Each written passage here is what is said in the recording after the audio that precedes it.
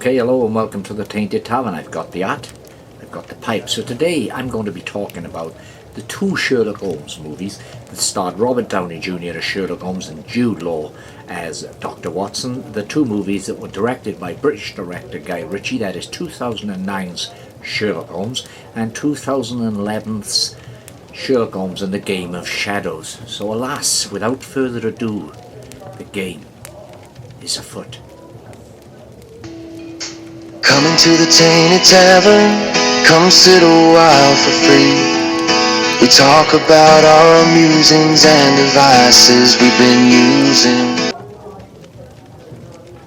Okay, now today I want to talk about Sherlock Holmes, and specifically the couple of films with the partnership of Robert Downey Jr. as Sherlock Holmes and Jude Law as Dr. Watson. And that is the two movies that were directed by Guy Ritchie, the British director Guy Ritchie, who's known for his stylishly staged action set pieces and gangster movies, basically. He's an action film director, so I want to talk about these two movies. Now, I've been a Sherlockian for my entire life, or should that be an Holmesian? And there is a distinction historically. The distinction between, I've got some grease or something here on my pipe ashtray. Now, technically, historically, the distinction between an Holmesian and a Sherlockian is purely geographical. British enthusiasts of Arthur Conan Doyle's canon, that is the original 56 short stories and 4 novels, and you can see a collection here that I've arranged behind me of some of my Sherlock Holmes books here. I've got many more. I've even got 2 wrapped away in poly wrappers, put away on the shelves. I've even got 2 editions of the Strand magazine from 1900. So I've long been a Sherlock Holmes enthusiast. Now, as I say, technically and historically, the distinction between a Sherlockian and an Holmesian is that British fans, that is, fans from Holmes's own soil, were known as Holmesian, whereas the America and the rest of the world were known as Sherlockians. But over time, these two terms have become interchangeable, and there's not really much of a distinction between the two these days. You can call both Sherlockian and Holmesian does mean more or less the same thing, although there are some fans of the canon, some Sherlockians if you like, some Holmesians if you like, who claim that the Holmesian is the correct term for those who are interested in the original canon of stories, that is Conan Doyle's original works, and the Sherlockian, although interested in Conan Doyle's original works, more geared towards the other versions of Sherlock Holmes, the film, the other media, the radio plays, the other ways that Sherlock Holmes has touched popular culture. And as a character, no, there is no other fictional character that has touched popular culture in much the same way. Think Dracula, think James Bond, whoever you think of, the effect, the reach of Sherlock Holmes on popular media surpasses all of those. Now, the films that I want to talk about, as I say, I watched them both the other night on DVD, and these old DVD editions, the low standard definition, when played through a modern Blu-ray player with upscaling capabilities, they look pretty good. These discs are poor in terms of special features. You've got a couple of small documentaries on each, but no commentary, and it's an audio commentary I would have really wanted. But so that is 2009 Sherlock Holmes, which of course starred Robert Downey Jr. and Jude Law, as I said. The Rachel McAdams appears. She's great as Irene Adler. And we've also got Sherlock Holmes and the Game of Shadows, which came from 2011. Now, when these films first came out, I never watched them. In fact, the first time I have seen these films was yesterday or the day before when I started watching them, because when they originally came out, they didn't appeal to me. During 2009, Sherlock Holmes, in terms of pop culture, was having a bit of a renaissance. The BBC series starring Benedict Cumberbatch and Martin Freeman, Sherlock, was a huge hit. that was actually set in modern day. And I actually appeared in one of those episodes. I was an extra. I was lucky enough to be an extra on the episode of the Chinese circus, and I got a good shot on screen because we standing there watching the circus, and I did a sort of facial expression when I was amazed by what I was seeing, and I was like this, and the camera zoomed in on me, and we'll talk about that episode, and I'll show you my clip in a future video. But Robert Downey Jr.'s version of Sherlock Holmes, what I was hearing about it at the time, what was coming out in the press and in the magazines. I used to read Empire magazine a lot. I still pick it up from time to time, but it's not the magazine it once was. So I've always been a film buff, so I was aware of these films. It just didn't appeal to me. Guy Ritchie, I'd enjoyed some of his work. I mean, I love Lock, Stock. I love Snatch. Revolver, Rock and Roll, and not so much, but I didn't think he was suited to, his style would be suited to a Sherlock Holmes. And when I heard then that Downey Jr. was going to play this all action man version of Sherlock Holmes, in which Sherlock Holmes would become almost a superhero, I just wasn't interested.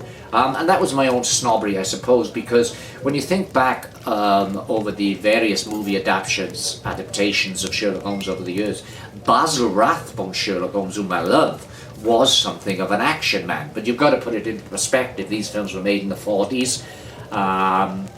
You know, and the Downey Jr. films were made in the 2000s, and the technology in filmmaking were, 1940s filmmaking compared to the modern century's filmmaking.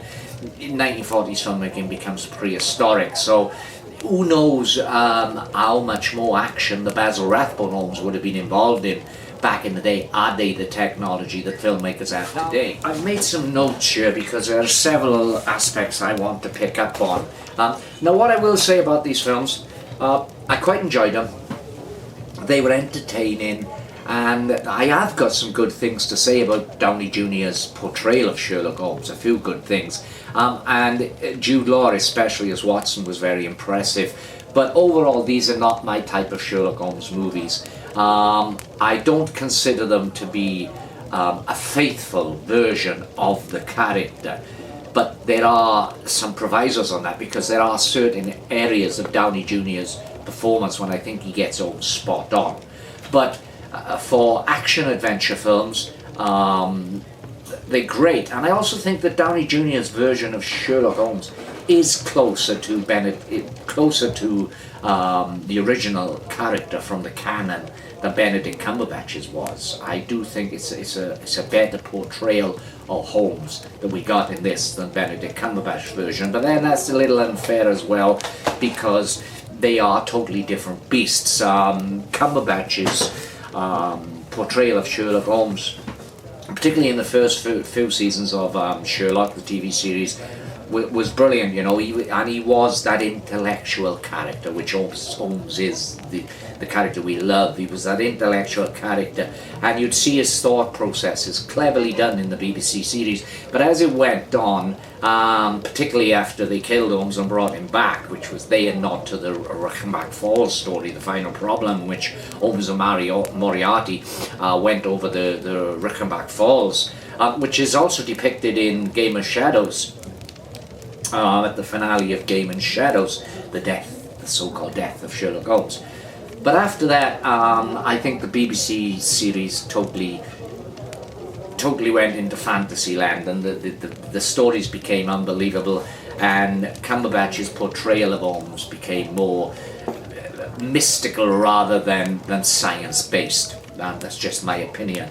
So I've made some notes here now. As I say, my initial reluctance to engage in the Guy Ritchie movies was because I was hearing so much of how, and let's not forget that at the time that Downey Jr. had just come off the massive hit with Marvel's Iron Man. I think Downey Jr. is a superb actor. I mean, the film that he made many, many years ago when he was a young man, Chaplin, I still love that movie. I think it's an absolute masterpiece. So, Downey Jr. was coming off a success from Iron Man. So he was now seen as something of a very bankable action-adventure star. And when I was hearing that Holmes's physicality was being forefront here, and taking centre stage or pushing the intellectual aspects of the character back. That kind of turned me off. But when you think of it and you look back through Doyle's work, Holmes always was depicted as an action man, and there are several of the original canon where Holmes engaged in fisticuffs, Victorian fisticuffs, so late Victorian, early Edwardian fisticuffs, Queen of Marksbury rules. But there are several stories like that. Holmes is depicted as being a world-class boxer. He's also an expert at single stick fighting, a master swordsman, and he practices baritsu, which is a form of martial arts. So the action hero aspect of Holmes, in all fairness, has always been there, even in the original canon.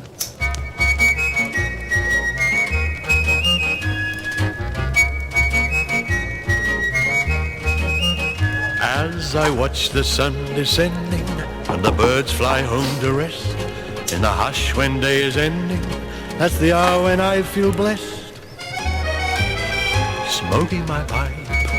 Now, as I said, there are certain parts of Downey's performance as Sherlock Holmes which I think are spot on. There's a wonderful scene in the second movie during Watson's wedding celebrations where Holmes, that is Downey Jr., is standing back away from everyone else, separated from anyone else, and there's what he's doing with his face there, with his expressions there, is absolutely, it's an acting masterclass. And at that point in that movie, he really does become Sherlock Holmes. You can see the gears working within his mind, and the character does step out of modern blockbuster action movie territory and become faithful to the canon. Downey Jr.'s performance overall, though, I mean, there's a lot of comedy about it. He's rather scruffy, one of probably the scruffiest Holmes we've ever seen. But great use is made of Holmes being a master of disguise, which again is an aspect that comes from the original canon. And there's some great humour, particularly in the second movie, where Holmes is practicing with certain camouflage techniques.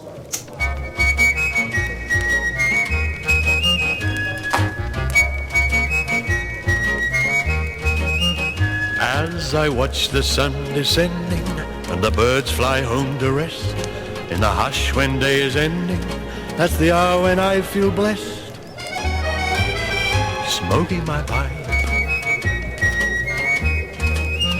smoking my pipe. So overall, I think that the two Downey Jr. films are good movies. They're exceptionally good movies. Especially in terms of being action adventure movies. Just happens to be set in a Victorian setting. The films look very steampunk. Some of the stunt work is superb. And Downey Jr.'s charisma really does carry the film through, and that's another thing. The charisma between Jude Law and Downey Jr. as Holmes and Watson is absolutely superb. It's up there with the quality of all the great Watson Holmes pairings, Jeremy Brett and Edward Hardwicke, Benedict Cumberbatch and Martin Freeman, Basil Rathbone, and Nigel Bruce. It's a really great pairing there. And those are just some of the better known pairings of Holmes and Watson that I mentioned there. There are so many, many more. Going back through history, Holmes has been depicted so many times on screen. So there is room for an all-action man, action-adventure Sherlock Holmes. There's room for that. I prefer Holmes to be kind of the intellectual character. I do like the troubled aspects of the character as well. His drug addictions gives him a certain colour. You've got to remember that when the original canon were written and Holmes was a cocaine addict, the drug was not illegal. It was frowned upon by the medical profession, but it wasn't illegal.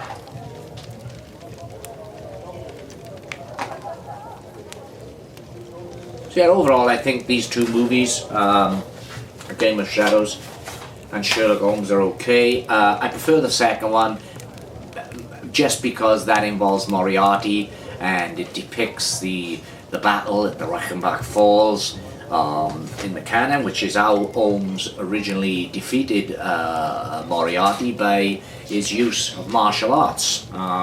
So let's say the action aspects of the character do come back from the original canon, even though Doyle always kept the action aspect of Holmes in the background, and it was the cerebral, the intelligence part of Holmes that was always at the forefront.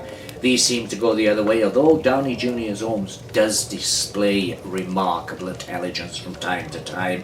The plots are a bit difficult to follow, particularly in the second movie. It seems that Moriarty is trying to start a global conflict so he can benefit financially. And the first movie, with the politician and the suggestion of black magic, of the supernatural aspect of the story, that gets a bit confusing, but again, it's very, very entertaining. So, yeah, they're okay. They may not be for everyone, every Sherlockian, every Holmesian. Some of you may be horrified by these, some of you, and I know many people do love these movies, they're okay. I enjoy them. Not particularly my Holmes, but they're okay. And come back for more videos soon where I'll be talking more Sherlock Holmes and talking about other versions of Sherlock Holmes throughout the years. We could go all the way back. I'd like to talk about the Ronald Howard Sherlock Holmes because I've got a lot of time for that. Jeremy Brett, of course, often considered by many to be the finest screen version of Sherlock Holmes, even though I think that Arthur Wantner may be actually superior to Brett, although Brett was superb. Anyway, please give this video a thumbs up, give us a subscribe, click the bell to be notified next time I upload a video, and why not leave a comment down below. Let's talk Sherlock Holmes, because the game is very much afoot. Come into the Tainted Tavern, come sit a while for free. We talk about our musings and devices we've been using.